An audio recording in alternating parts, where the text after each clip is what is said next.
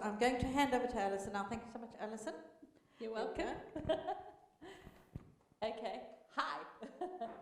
Okay, so just a tiny bit about me. I started home educating in 1999. My son was born in 1996.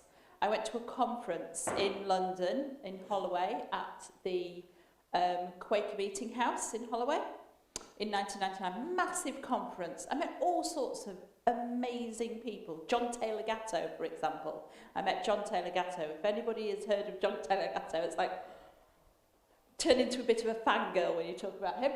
And what sold home education to me was lunchtime. My son was 2. He was one of the youngest. There were people there from all over Europe. And at lunchtime, we all went out into the courtyard to eat our packed lunches. And some child, I think somebody from Finland, if I'm thinking of the right child, had a tennis ball in their pocket. And they just chucked it out on the ground. And all the children had a kick about.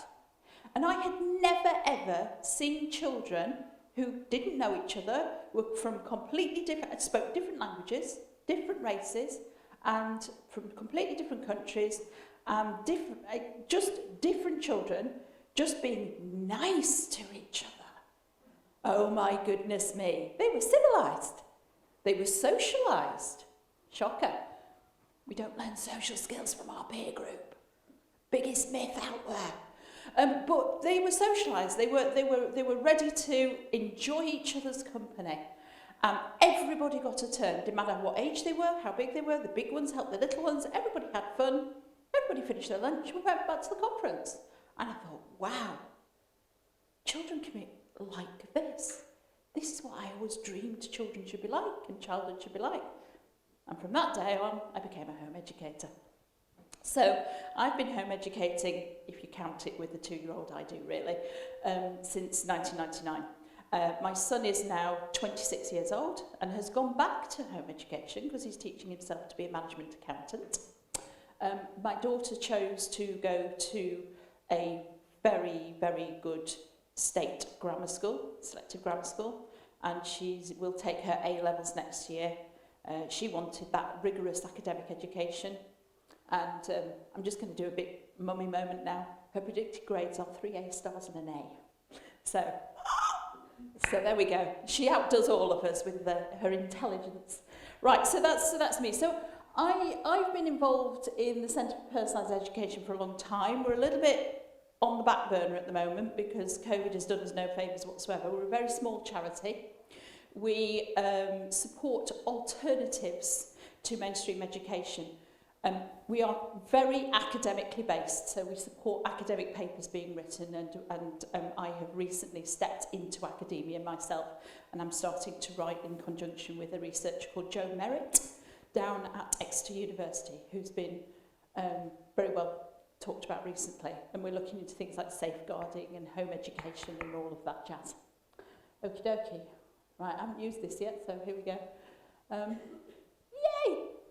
Right, so we're going to talk about the truth. So why the truth hurts those in power and what we can do about it. I am a political animal. I make no apology for that. I am a political campaigner. I am an activist. It's what I do. I've done activism in maternity services and breastfeeding, but my big passion is education. So I am a political activist, so I am going to speak in political terms. So we've got to think about that word truth. So I came up with, I was very pleased to see you did one of these as well. I thought, oh, I'm in the right club.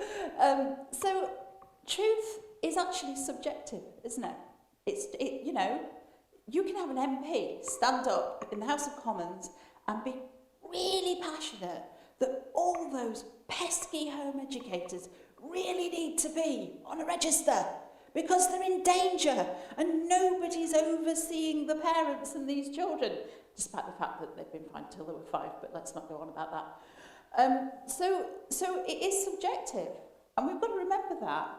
Our truth may not be somebody else's truth. However, what we have to remember is that prejudice will feed into it. their life experience will feed into what they're saying. They're looking at things through a different lens. They may have been fed creative statistics. They may be creating those creative statistics themselves. So we've got to remember this, and we've got to just take a little step back before we start confronting people who we believe are misleading everybody else. Remember that we're all human beings, okay? So this is a concept I came up with last year. Julia and I are very similar in the fact that we go home and we think about things, and suddenly we go, that's how it works. Okay, so in this respect, this is my model of what I call policy-based evidence making. Okay, so it might sound really crazy. So politics, yeah. So they get an imagination or a creation of or a perception of a problem that needs to be solved. Okay, those pesky home educators. A lot of them, nobody's looking at the standard of education. We need those minimum standards. So they think there's a problem that needs to be solved. They go out and they seek the evidence for it. They don't look at what's out there. They don't look at the academic research. They don't look at people's experience. They don't even talk to the home educators, but they create their evidence. And they do that through people like the Association of Directors of Children's Services, who will come up with numbers that are falsified. I'll show you that later, or at least misleadingly portrayed. With the Local Government Association. The Local Government Association in November 2020 published a report on children missing education. Big fat report. It was awful. There were thousands and thousands, tens of thousands, over, goodness knows how many thousands of children missing education. And then you looked at their introduction. They had redefined children missing education to be children missing a full-time, formal education. So basically, they weren't in school for whatever reason. There might be an alternative provision. They might have been sick. They might have been mentally ill. They might have been home educated. Whatever it was, they weren't receiving a formal. They couldn't add up the stats either, by the way. That's just another issue. Even within their own diagrams, within the report, they couldn't even add up the numbers right. So it was a load of rubbish. So then they'll brand their policy to do whatever it is. We've got to find these pesky missing children as modern and progressive. Because if you do that, it's a psychological thing, isn't it? If you're modern and progressive and somebody says, hang on a minute, can't do that. What do you mean? Don't you want to progress? Don't you want to be more modern? We're in the modern world. We need to move forward. And then they spend time challenging the people that disagree. And then they homogenise the population through their policy. So those children missing education come from lots of different areas, and they will simplify everything down and homogenise it down to make it a really yes, no, black, white argument that can go in the paper, because that's what gets you your press release in the paper. Then your policy starts dominating the narrative rather than the actual evidence, and then you go back to that again. So this happens a lot, all the time. I know it's a little bit complicated, and I've gone through it a little bit fast, but basically, so here's a good example. Does anybody remember that? That was horrific. Absolutely horrific. This man, just off the cuff, said, segregated, isolated communities, unregulated education and homeschooling are a breeding ground for extremists and future terrorists. Any evidence for that? None whatsoever. All the girls that went out to join ISIS, by the way, none of the ones that got there had ever been home educated. There was one that almost got on a plane that was home educated, that was it. And she'd previously been to school, she'd only just been pulled out, so no. Load of rubbish. We got rid of that through massive campaigning and kicking our feet, stamping our feet, making a fuss. This was an interesting one. Anybody remember the consultation on children not in school. So there was a consultation, it went out in 2019, I think, ages ago. But the consultation response wasn't published till February 22 because they wanted to coincide it with the schools bill, right? Now, in that consultation, the agreement for this Children Not in School register was the number of responses that said yes was 27, and the number of responses that said no was 73.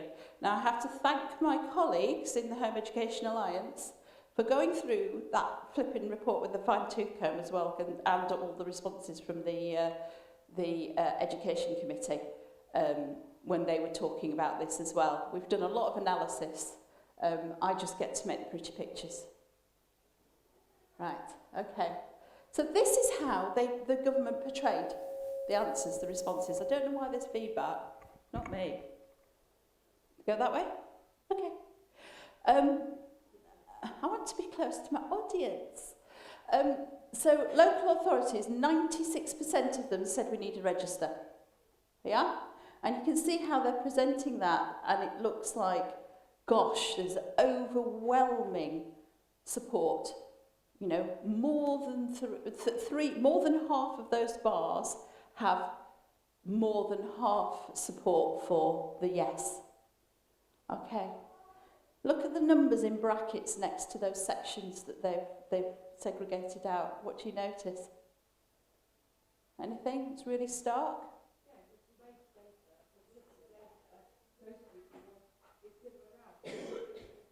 Absolutely. So here's one I made earlier. Same data, different type of graph. Okay? So this is an example of presenting the statistics in a way that, you know, yeah, it skews the perception of what's going on. Plus, what makes them more important than us? Why are the local authorities more important than us? We're the people with the kids. We're the people who've got children who've been pulled out of school where they've been damaged, and they want to come along and tell us what to do, you know. Okay. So, this is a quote from an as yet unpublished draft document from the DfE, and it says that the ADCS says that child numbers in home education have increased from 37,500 in 2016 to whatever. This includes a large increase of 38% between 2019 and 2020 as the result of the COVID pandemic. How true do we think that is? False on two levels, by the way. The increase wasn't necessarily the result of the COVID pandemic, and it certainly wasn't 38%. The ADCS did an annual survey from 2016 to 2021. They didn't do it in 2022. And they asked all the 152-ish, because it keeps changing, local authorities in England to tell them how many home-educated children were registered in their area or that they knew in their area. They didn't get some of the responses back.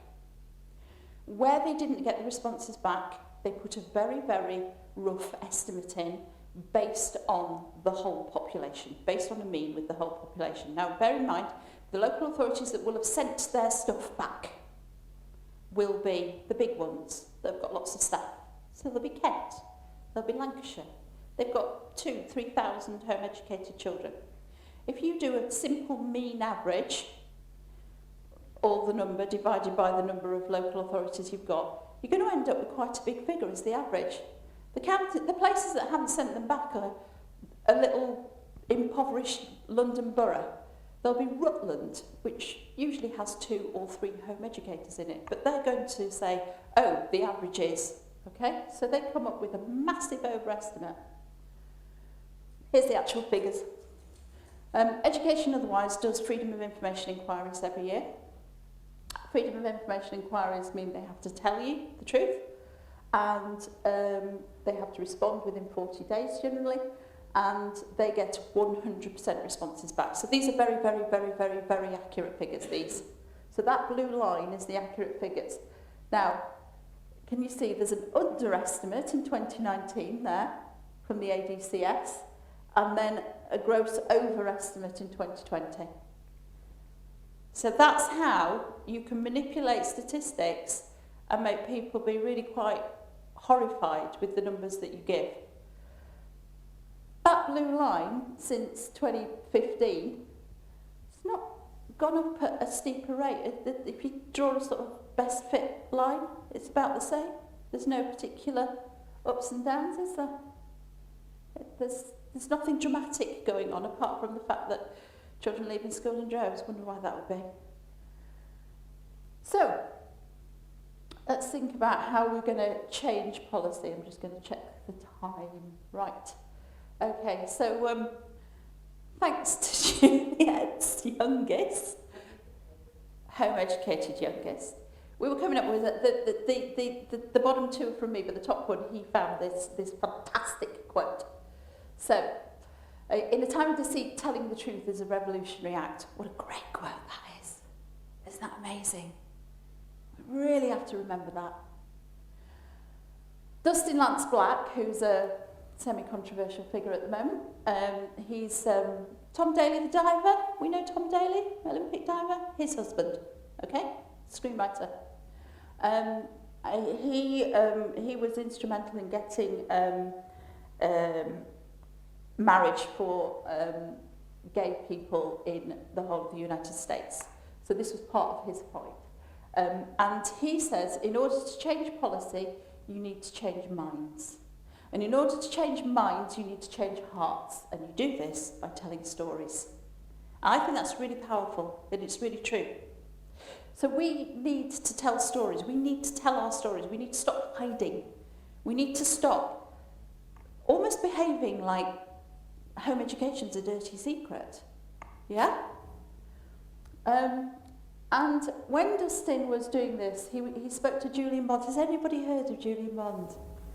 He was incredibly famous, black guy in America, incredibly famous during the time of Martin Luther King. He was a massive activist in non-violent activism to change human rights in America. And he gave that piece of advice to Dustin, to Lance, well, he calls himself Lance.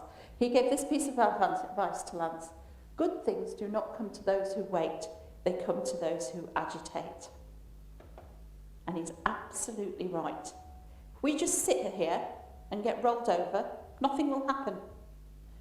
That's not how the suffragettes succeeded, is it? I'm not saying we need to throw ourselves in front of horses, by the way. Just saying. Right. Okay. So, why is this truth thing so difficult for these people in power? Now imagine, a lot of the people in power, particularly in the last 20 years or so, are public school people, aren't they? How much do they know about the way we live our lives? They don't. They don't. The people in the Association of Directors of Children's Services, the people in management in those places, they've gone from school to university, teacher training college, and back into an institution again. What do they know about life? You know? None of these people, none of this truth sits with their lived and accepted experience. You know that thing that you often hear from people that, oh, I should give him a good hiding, it never did me any harm. It's more of that. That is what it is. It's accepting the things that you had as a child and saying that this is how it should be as they go forward. Bear in mind, these are the people who call their policies modern and progressive at the same time. A little bit of dissonance there. So also, it doesn't match the advice they're given. MPs are only as good as what they're told. If we don't go tell our stories to our MPs, if our MPs don't know what the real thing is, how on earth are they going to stand up for our rights? How on earth are they going to defend us? Did anybody watch, there was a debate, the Westminster Hall debate. The Westminster Hall debate, there was an MP from Bradford stood up and she said, I thought all of this was black and white and simple. But one of my constituents came to me. And my constituent said to me, I'm a Muslim home educator, and we really, really have a bad time in Bradford. And they do. I've been witness to it. And the local authority came into my home, videoed me and my family and my home on a mobile phone and live streamed it back to the office. What an invasion. What a breach of anybody's rights. So she changed her mind, but she changed her mind because somebody told her a story. Somebody came to her and they made it alive and they made it real, and, you know, they took her heart, they took her emotions, and they said, look what's happening to my family. Look what they're doing to my family. There we go. So the other thing that's really complex at the moment is there's no incentive to change the accepted ways and beliefs. We have a school system that is brutal. Secondary schooling is brutal. Where's the incentive to change? Does anybody get more money? Do they get paid more because the kids are happier in their school? No. What do they get paid on? Results, don't they? Exam results. So there's no incentive. And they want to, and there's this psychological thing that people like to be comfortable in their ignorance. It's hard work questioning the status quo, isn't it? It's much more comfortable to just sit there and just let it happen. So I've got a little story that I use sometimes. If you imagine you were working for a company and you got cystitis and you took a couple of days off because the doctor said, take the antibiotics, you really need the rest. Have the rest, the infection will go if you have some rest. Go back to work next week and then you'll be much better. Okay, so you go to bed. You take your antibiotics. You go back to work on Monday and your boss goes, I don't believe you were sick. You're just skiving. I'm going to dock your pay. And then for the whole of that day, you need to wee. You need to go to the toilet because you've still got cystitis. It's just better than it was. And you can't find a toilet that's unlocked. For 4 hours, you search around the school, the place, looking for a toilet that's unlocked. And then your supervisor slips you a key and says, don't tell my manager. I'll get into trouble if they know I let you go to the toilet. If that happened in a workplace, it'd be in the papers everywhere, wouldn't it? It would be all over the newspaper. Everybody would be going, how can they treat their workers like that? That's absolutely ridiculous. That happened to a girl I know in school. Why is it acceptable with children when it's not acceptable with... We have to tell these human stories. We have to make people understand how dangerous things can be and how damaging they are. So here's my little to-do list. There's 2 pages of this. Okay, so this is your homework. So go talk to your MP and local councillors. Encourage other people to talk to their MPs and local councillors. Tell them the stories. Make the truth live. Make it live. There we go. If they make stupid statements, repeatedly ask, where's the evidence? And you can be like a parrot, a broken record. Where's the evidence? Where did you get that from? How did you come to that conclusion? And quite often you'll find that when you start unpicking it, there will be a way of unpicking it and you can deconstruct their beliefs like that. Get these personal stories of both grief and triumph into the local press. We need to celebrate the good as well as the bad. We have to have that balance. We have to show how good the truth bomb, how good home education can be, how our different approaches are suiting our children. Remember Section 7 of the 1996 Education Act. That's the one that tells us as parents that we have to cause our children to receive a suitable education. Yeah? That instructs us to give our children a personalised education, which we all do because we're great and we understand our children. We know our children really well. Does national curriculum look like that? Do we think that school is fit for purpose? Is it providing a suitable education for every child? It is not, you know. They're not comparing apples with apples and they're trying to make us follow the national curriculum. Something a bit wrong there. So change that narrative by using your stories of grief and triumph. Talk to your neighbours. Don't make it a secret. Stop hiding your light under a bushel. Don't do it in like a boasting way, but if you make it normal, if you're normalising home education. We had a great day the other day. Went out to the forest and we found all these fungi and they're absolutely brilliant. We went home and looked them all up on the internet and everything.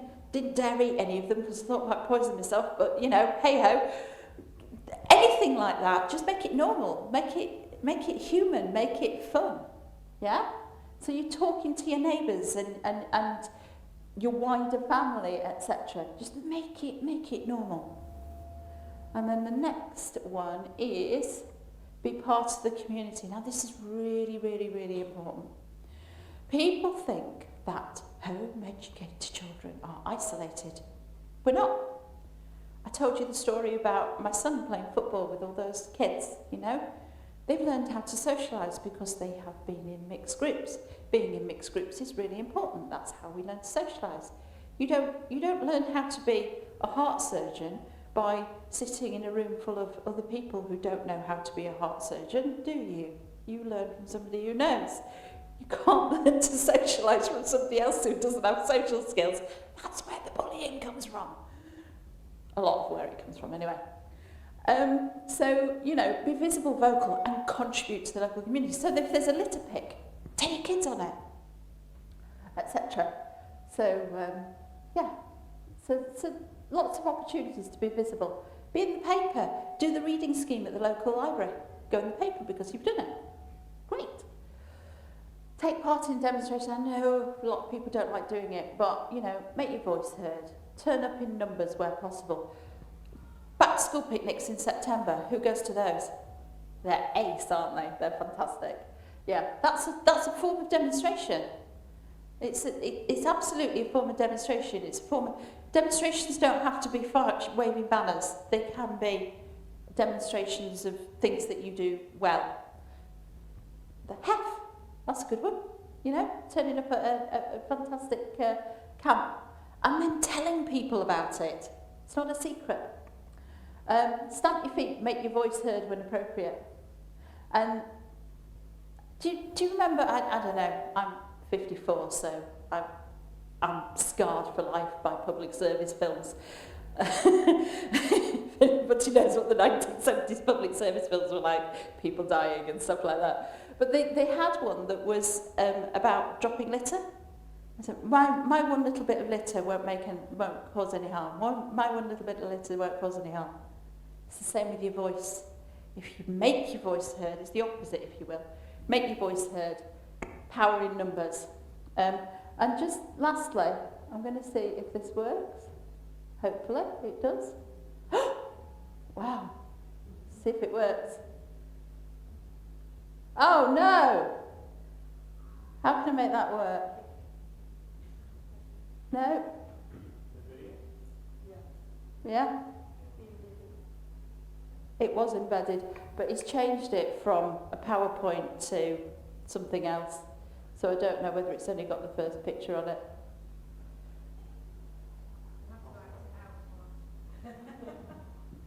So anyway, there's this great scene from A Bug's Life. What you want me to do? You want me to communicate through mime? Or dance? Right, does anybody have any questions while we're waiting? Was it useful? Was it interesting? Go on. Have you? Go on.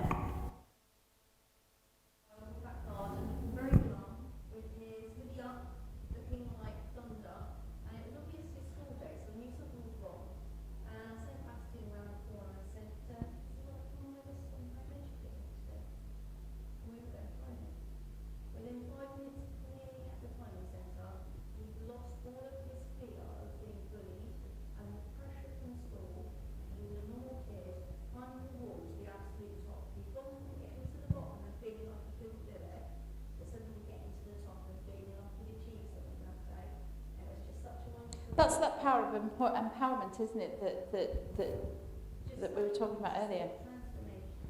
Yeah?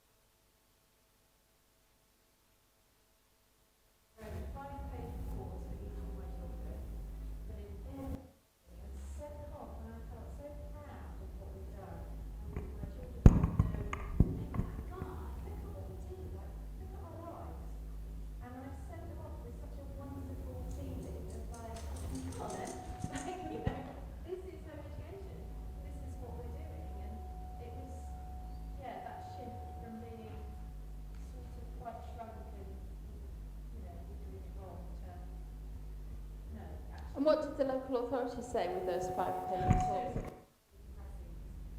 got back, they'd taken my 5 pages, my children, summed them up. In about 4 lines. 2 sentences. Yeah. This is what you've said. And then she said, I think one of my boys is really studying economics.